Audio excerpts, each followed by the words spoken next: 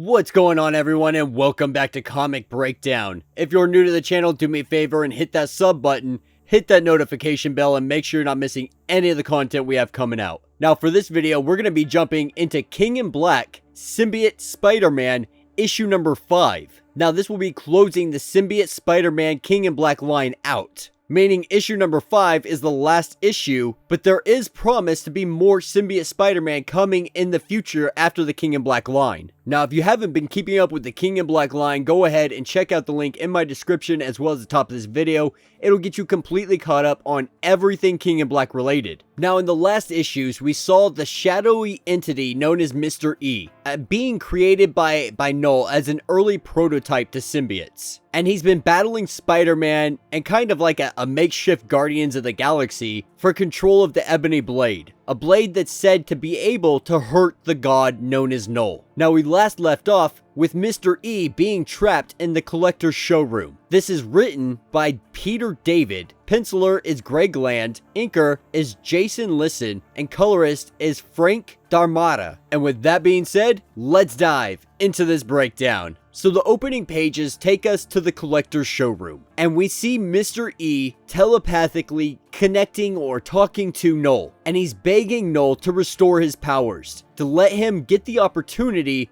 to steal the Ebony Blade again, or to continue to try to get it from them, because at this point Mr. E has gotten it, but he's also lost it. And so Null, deciding to be generous, grants him the ability to have his powers back. And this gives him the power to break out of the showroom. Now, picking up close by, we have Spider-Man sitting here, kind of just doing some shots. They're all drinking, kind of relaxing. You know, the Watcher has the blade now. And so for the most part, it's relaxed. Everything's chilled out. And so they're all really just trying to take a load off. But the Watcher wants to discuss who should carry the Ebony Blade. Now, obviously, the Watcher isn't going to take it because he's been tasked with only observing, only watching, so he can't carry something of this nature. And Kang the Conqueror, at first he's like, yeah, maybe I should do it, but definitely nobody's on board for that, especially Captain Marvel. She's just like, no, that's not happening. There's no way in hell I would ever see you with a weapon of that magnitude.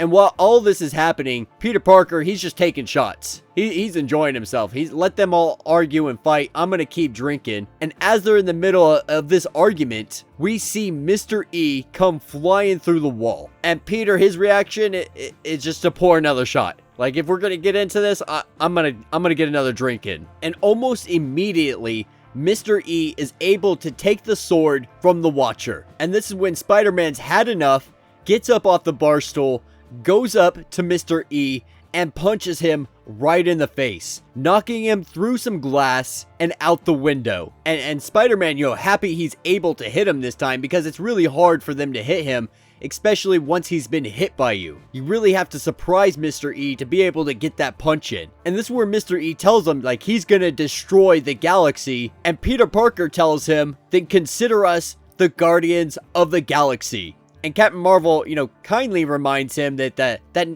group name is kind of already taken. And so everybody jumps out the window, going after Mr. E, throwing everything they have at him, only for it to go right through him, to include Peter Parker jumping through him. And then Mr. E starts to go on a power trip, just like telling him, like, your powers, your tricks, your weapons, none of this is going to work on me. Thanks to the Lord of the Abyss, Null, for rejuvenating my powers, revigorating me, you guys are absolutely nothing to me. And then we see Peter Parker try to use his web and grab the Ebony Blade, trying to pull it from Mr. E's arms. He's unable to. But this is when our good old talking raccoon pulls out his pistol and starts blasting as well. And we see Captain Marvel use her powers, and they're all trying to kind of overwhelm him, because as long as he's focused on not taking hits, he won't take one. And as everyone kind of has him not necessarily pinned down, but they have him occupied, we see the Watcher walk into the room, and Mr. E, taunts him tells him, you know, you're just standing there, just observing, how typical of a Watcher to do. With life passing all around you, you can't participate, you can't do anything, you just stand there. Just observe and take notes and record all that happens. And the Watcher gets closer to him, closer and closer, and looks directly at Mr. E. And Mr. E says, what are you gonna do? What could you possibly do? And the Watcher tells him, watch me. And we see a giant rainbow colored blast come from the Watcher. And Mr. E go flying, and they catch the sword, trying to jab it into Mr. E, only for it to not work. For Mr. E to pull it from his chest and let them know that everything they try is going to fail. You know, even Noel fears this blade, but yet it couldn't kill me. And Spider-Man does his best to try to take the blade back,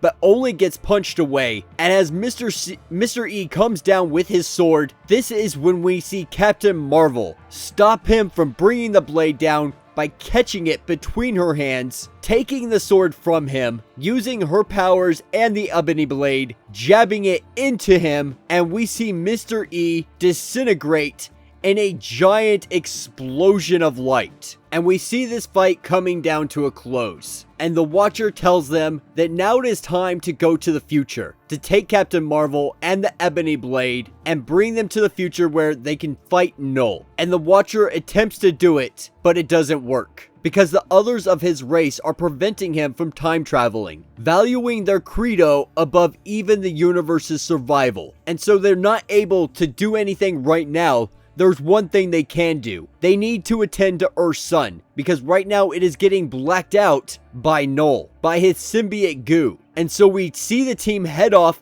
and head into the sun. And Captain Marvel take the Ebony Blade and go directly into the heart of Null's goo. And just like that, just like Mr. E, all of Null's symbiote goo vanishes at the mere touch of Captain Marvel and the Ebony Blade. And Null feels it. He feels the pain. He cries out in anger. And he vows that when he escapes his prison, whoever did it, they will not live to regret it. And then we're taken to Earth. Everybody's pretty much gone their separate ways at this point. And Peter Parker is left here talking to the Watcher. And they're really just discussing, hoping that the universe is going to be able to survive what comes. Right now, the Black Knight is currently healing, and everybody else has made it safely back home. And so with this conversation coming to an end, the Watcher lets Spider-Man know that everybody's memory was kind of wiped. No one's gonna really remember the events of what happened. And Peter Parker's thrown back like, wow, like, you can do that? And then we see the Watcher disappear, and Peter Parker